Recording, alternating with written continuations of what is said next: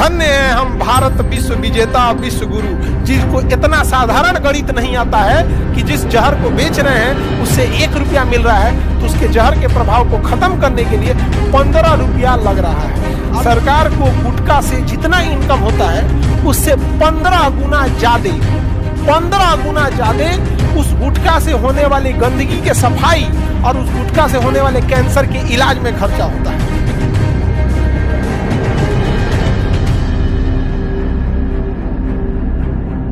अच्छा, कैंसर एक से दूसरे को फैल सकता है? कैंसर कभियो नहीं फैलेगा एक से दूसरे को, कभियो नहीं फैलेगा एक से दूसरे। जूठा खाइए खाइए मत खाइए, कुछ उससे कुछ नहीं फैलेगा यार, समझ में गया?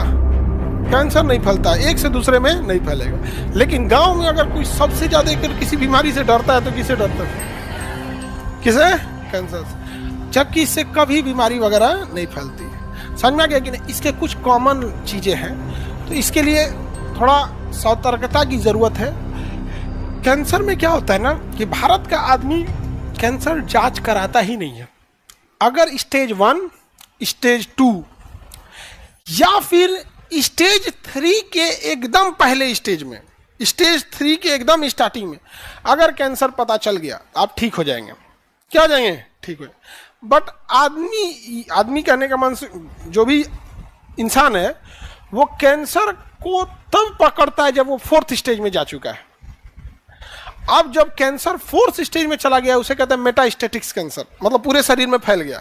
इसके कई रूप होते हैं, बोन कैंसर को अलग कहेंगे, स्किन कैंसर को अलग करेंगे। पुरुषों में एक कॉमन होता है प्रोस्टेट कैंसर और महिलाओं में एक कॉमन होता है ब्रेस्ट कैंसर। इसके लिए कई टेस्ट होते हैं, इस पर हम पूरा डिटेल से बताएंगे। BRCA1 BRCA2 अगर टेस्ट करा लेंगे तो पहले ही बता देगा कि ये इसमें मतलब महिलाओं में ना या तो ओवरी में हो जाएगा, यूट्रस या ओवरी में हो जाता है, या फिर ब्रेस्ट में हो जाता है। BRCA1 BRCA2 टेस्ट होता है, अगर वो टेस्ट करा लेंगे तो पहले ही बता देगा कि इसके ब्रेस्ट में कैंसर होगा या नहीं होगा। 10 साल पहले ही बता देगा।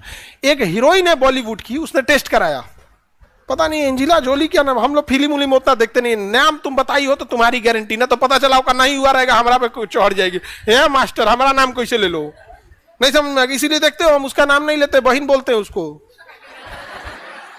नहीं समझ में आया? हम तो अपनी बहनिया को बहने ना बोलते हैं, बाकी सब लोग समझ जाता है और वो भी समझती है, अंदर अंदर करकराती भी है। ऐसा तो भाई दुश्मनों को मत दे। नहीं समझ में आया? तो वो कोई हीरोइन है, उसने टेस्ट कराया। जब टेस्ट कराया तो उसमें हमारे जीन में अलग अलग जीन के अलग अलग नाम है। तो उस जीन का नाम है, एक जीन का नाम है BRCA1 और एक का नाम है BRCA2। अब इसके स्पेलिंग डॉक्टर वाला लोग में पता नहीं कोई स्पेलिंग आगे पीछे ना, डॉक्टर दवाई के नाम का स्पेलिंग है, अजीब उटपटांग होता है, ऐसे ही होता है। ये टेस्ट अगर करा लेते हैं तो उसे पता चल जाता है पहले ही कि उसे ओवेरियन कैंसर या फिर ब्रेस्ट कैंसर हो सकता है कि नहीं।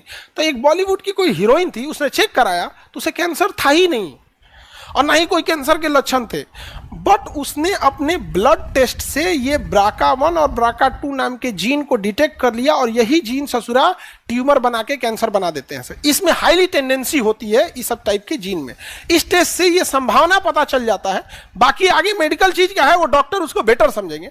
एक आप लोग एक लेमैन के हिसाब से बस इतना ही समझ सकते हैं ना कि हाँ, इससे उसने ना होने से पहले ब्रेस्ट ऑपरेशन करके सर्जरी से हटा दिया। ओवरी वगैरह भी अब पूरी डिटेल कोई अपना मेडिकल डिटेल तो देगा नहीं, लेकिन पहले ही उसे कैंसर था ही नहीं, बट उससे पहले ही हटा दिया। सोचिए कितने ज्यादा जागरूक हैं सब। समझ में आया? भारत में महिलाओं लोग में ब्रेस्ट कैंसर कॉमन है, तो एक मशीन आती है मेमोग्राफ, वो 2 साल पहले बता देती है। सोचिए कैंसर होने के 2 साल पहले कैल्सिफिकेशन से ही स्थिति में बताने लगता है कि आपको कैंसर हो सकता है या नहीं हो सकता है। कल्पना करो कि जब हम कहते हैं कि स्टेज 2 और स्टेज 1, अगर स्टेज 1 में है तो डॉक्टर कहता है कि मेरे हाथ में, हम ठीक कर देंगे। स्टेज 2 में है तो कहता है कि हम 90% लेते हैं, ठीक कर देंगे। सोचो अगर वो करा ले तो 2 साल पहले ही पता चल जाएगा। लेकिन हमारे यहाँ क्या होता है, डायग्नोसिस पे कोई ध्यान नहीं देता है, इलाज पे ध्यान देते हैं। इलाज पे ये जो गुटखा उटखा खाते हैं ना, जो गुटखा पहन करता है, इससे माउथ कैंसर होता है। सरकार कहती है कि इससे इनकम होता है, टैक्स मिलता है। सरकार को गुटखा से जितना इनकम होता है उससे 15 गुना ज्यादा 15 गुना ज्यादा उस गुटखा से होने वाली गंदगी के सफाई और उस गुटखा से होने वाले कैंसर के इलाज में खर्चा होता है।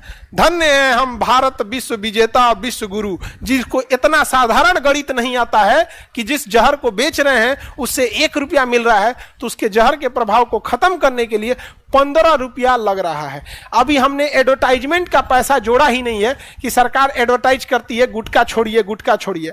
और ये जो है सब, अब देखिएगा कि तो कोई कहेगा कि हीरो हीरोइन इसका प्रचार क्यों कर रहे हैं। अरे भाई, वो हीरो नहीं करेगा तो कोई और हीरो करेगा, कोई और हीरो नहीं करेगा तो कोई साधारण व्यक्ति करेगा। अगर प्रचार नहीं करे तो भी कोनो न कोनो खाएगा। प्रचार नए लोगों को जोड़ने के लिए है, पुरानका तो खा ही रहा है। अगर सरकार बंद कर दे, गुटखा बंद कर दे, तो बिहार के एक बहुत बड़े शत्रुघ्न सिन्हा, बॉलीवुड की हस्ती, वो तो अब उनका एक टॉपिक, वो अमिताभ बच्चन, धर्मेंद्र जी और ये इन लोग का, वो जब हेल्थ डिपार्टमेंट उनके पास में था अटल बिहारी वाजपेयी के समय, उन्होंने एकदम प्रण कर लिया था कि हम इसका गुटखा लाइसेंस रद्द कर देंगे। क्या रद्द कर देंगे? क्योंकि बनाने वाली कंपनी किसी को 600 करोड़ का फायदा, किसी को 1200 करोड़ का फायदा। अब 5-6 तो कंपनी है, एक के कंपनी का 3 अलग अलग मॉडल का गुटखा है। आपको लगता है दोनों अलग है, मालिक क्या है? एक ही है, एकरा छोड़ तो एकरा खो। उन्होंने एकदम डिसाइड कर लिया था। यहाँ पे उनका मंत्रालय चेंज करा दिया गया। नहीं समझ रहे हो? क्या चेंज हो गया? मंत्रालय। अब क्या करिएगा? कितना? अब अपने से सोचो, अगर कोई 800 करोड़ प्रॉफिट कमा रहा है तो 100 करोड़ कहीं देने में क्या जा रहा है? उसको देख रहा है कि आदमी बैठ जाएगा तो नासिए देगा यहाँ पे। इसीलिए कहा जाता है एक बिहारी 100 पे भारी। फिल्म में उनका योगदान तो है ही है, शत्रुघ्न सिन्हा का बिहार में फिल्म में तो एक अग्रणी योगदान है उस समय का यहाँ पे। लेकिन जो ये है, ये बहुत जरूरी है। इसको आप लोग नहीं जानते थे।